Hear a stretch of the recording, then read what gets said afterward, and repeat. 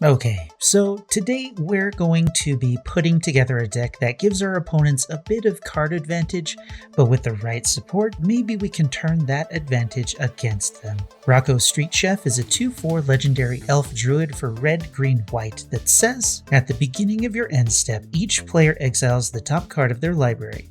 Until your next end step, each player may play the card they exiled this way. Then, whenever a player plays a land from exile or casts a spell from exile, you put a 1/1 counter on target creature and create a food token. So unless your opponents want to lose the card that was exiled, they have to use it, and if they do, you get some extra goodies. Luckily for us, we get the impulse draw also, and if we decide to lean into the exile effects, we may find ourselves with a pretty colossal army. First, let's add some cards that want us to cast cards from exile. Pia Nalaar, Consul of Revival, and Faldorn Dread Wolf Herald will create token creatures when you play a land from exile or cast a spell from exile. Pia will give you a Thopter and gives Thopters haste, while Faldorn will give you a 2/2 wolf. But then he'll also let you pay 1, discard a card, and tap him to exile the top card of your library. Then you can play that card this turn. Commander Liara Portier is a 5/3 for 3, a red and a white that says whenever you attack, spells you cast from exile this turn cost X less to cast, where X is the number of players being attacked. Exile the top X cards of your library. Until the end of turn, you may cast spells from among those exiled cards. Liara will let you dig 3 cards deep and give you a 3 mana discount if you can attack each of your opponents in a turn, which isn't a bad deal, especially when those creatures will be getting a counter for each card you play from exile. Now Feshni is a flying 4/6 for 5 and a red that says whenever you cast a spell from exile, copy it. If it's a permanent spell, the copy gains haste, and at the beginning of the end step, sacrifice this permanent. Passionate Archaeologist will deal damage equal to the spell's mana value to a target opponent. Aerial Extortionist will exile a non-land permanent when it ETBs or attacks, and when another player casts a spell from anywhere other than their hand, draw a card. In the best case scenario, you're getting 4 cards off of this by the time it gets back to your turn. 1 for the exiled card, and 3 from each opponent who uses the card that Rocco gives them. It's a pretty good card for what we're doing, and will set an opponent back if they dumped a lot of mana into one big permanent. Kami of Celebration says whenever a modified creature you control attacks, exile the top card of your library. You may play that card this turn. And whenever you cast a spell from exile, put a 1/1 counter on a target creature you control, doubling up the counters that Rocco will dish out. Now, before we take up too many card slots, focusing on exiling our cards and casting them from exile, let's switch gears and make use of the food tokens that Rocco will be making. But before we do that, if you like what you've seen so far, why don't you hit that like button and sub to the channel so you don't miss more videos like this in the future. It'll help the videos get out to more people who would like them, and it'll help the channel grow at the same time. Thanks.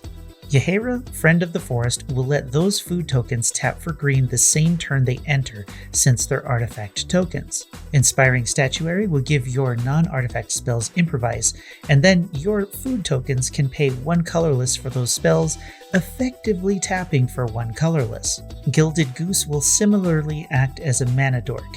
It gives you a food token when it ETBs, and you can pay 1 and a green and tap it to create a food token, and then you can tap it, sack a food token to add a mana of any color. Feasting Troll King costs 2 and 4 green for a 7/6 Vigilance Trample Troll Noble. When it ETBs, if you cast it from your hand, create 3 food tokens. Then it says sack 3 foods. Return Feasting Troll King from your graveyard to the battlefield. Activate this only during your turn. Now, this one is a gamble because if it gets exiled early, there will be no way to get it back by sacrificing food tokens. However, it's a 20-cent card that could become absolutely massive thanks to Rocco's counters, so it still belongs in the deck. Wicked Wolf can be pretty brutal as well. It's a 3/3 for 2 and a green that says when it ETBs, it fights up to 1 target creature you don't control. And you can sack a food token to put a 1/1 counter on it, and give it indestructible until end of turn, and tap it. If this ETBs and you have a ton of food tokens on the board, While its ability is on the stack, you can sack any number of food tokens to put counters on this thing to take out a very big threat on the board and still have it standing at the end of the fight. Giant Opportunity is a sorcery for 2 and a green that says you may sack 2 foods. If you do, create a 7/7 green giant creature token, otherwise create 3 food tokens. Ideally, you'll be getting that 7/7 every time you cast this spell because you should have enough food tokens to do it. Other than that, there really isn't much food support right now, but if we simply focus on the fact that they're artifacts, things become interesting. Academy Manufactor becomes an auto-include in this case, since mass numbers of artifacts are going to cause problems for our opponents. But the treasures will also let us cast more spells from exile, so we don't lose any of them if we can help it. Bronze Guardian costs 4 and a white, has double strike and ward 2, gives your other artifacts ward 2, and has power equal to the number of artifacts you control. So clearly, this can get out of hand very quickly. Girapur Aether Grid is an enchantment that says tap 2 untapped artifacts you control. Girapur Aether Grid deals 1 damage to any target. The food tokens are just going to sit there for most of the game, so having a reusable laser beam will add up to quite a bit of damage over time. And then there's Brea's Apprentice, a 2/3 human artificer that will make a Thopter when it ETBs, but you can tap it and sack an artifact to either impulse draw a card for that turn, or give a creature +2/+0 until end of turn.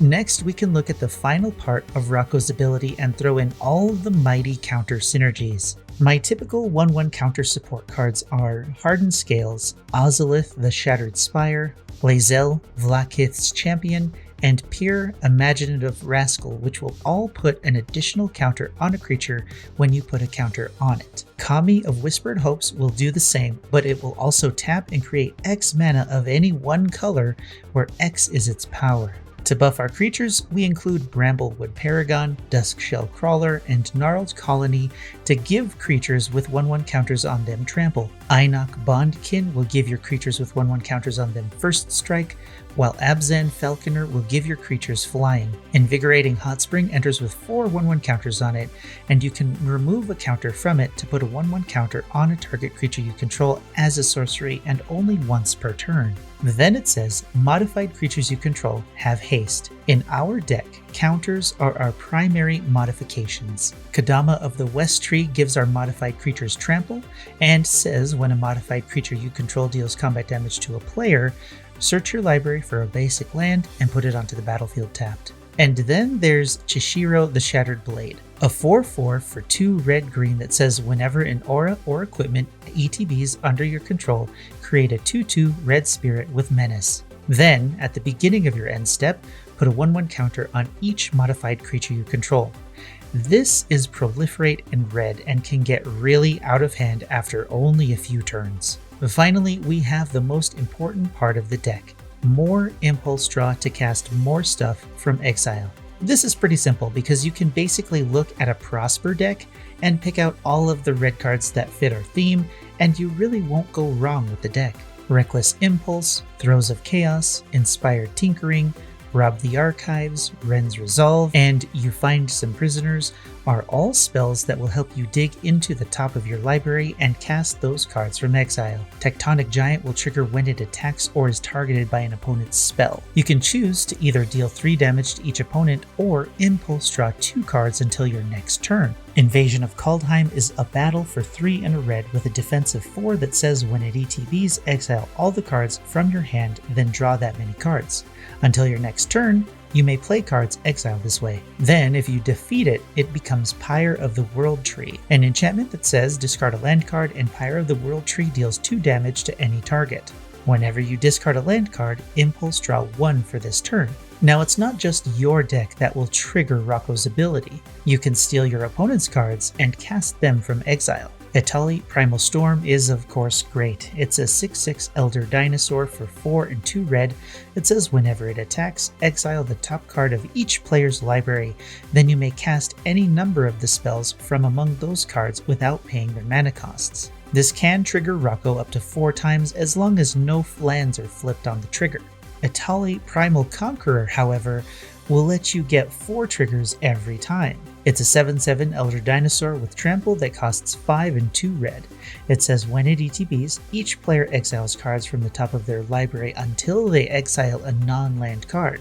You may cast any number of spells from among the non-land cards exiled this way without paying their mana costs. Then of course you can pay 9 and a Phyrexian green to transform it into Etali Primal Sickness, an 11/11 Phyrexian Elder Dino with Trample and Indestructible that says when it deals combat damage to a player, they get that many poison counters.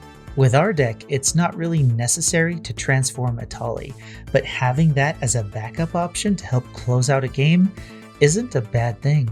Green Slime is a fun option here and signals another way to trigger Rocco's ability. Green Slime is a 2/2 ooze for 2 and a green with flash and foretell cost of 1 green. It says when it ETBs, counter target activated or triggered ability from an artifact or enchantment source. If a permanent's ability is countered this way, destroy that permanent. Delayed Blast Fireball, Kaya's Onslaught, Cosmic Intervention, and Glorious Protector are all great choices for this concept deck. And then there's Eternal Scourge, which can simply be cast from exile and is put into exile when it's targeted by an opponent's spell or ability. Every time they try to get rid of it, it'll come back and trigger Rocco at the same time. At this point, our concept deck has about 45 cards in the list, and 28 of those are creatures, which will all be great targets to put counters on. The remaining 18 card slots will be your ramp, removal, protection, and card draw if your impulse draw isn't doing its job. I like that we're seeing more cast from exile payoff commanders, but the fact that they're all primarily in red means that half of every deck with this strategy will utilize the same group of cards. Aristocrats, counters, and landfall are all strategies I can think of right now that have this problem, and it's probably not going to go away anytime soon when you compare it to the long-standing strategy like Aristocrats. But still, the deck gives you a different payoff compared to Prosper or Pia Nalar, giving you a different direction to take the deck, which will suit players who like swinging in with huge creatures. But what about you? What do you think about Rocco Street Chef? Let me know what you think in the comments below and how you would build the deck if you had a different direction to take it. I don't know if this is good or if it's bad, but it's definitely weird. But that's about it. So, like the video if you liked the video, dislike it if you disliked it, and until next time, I'm Space Coconut, and you're welcome.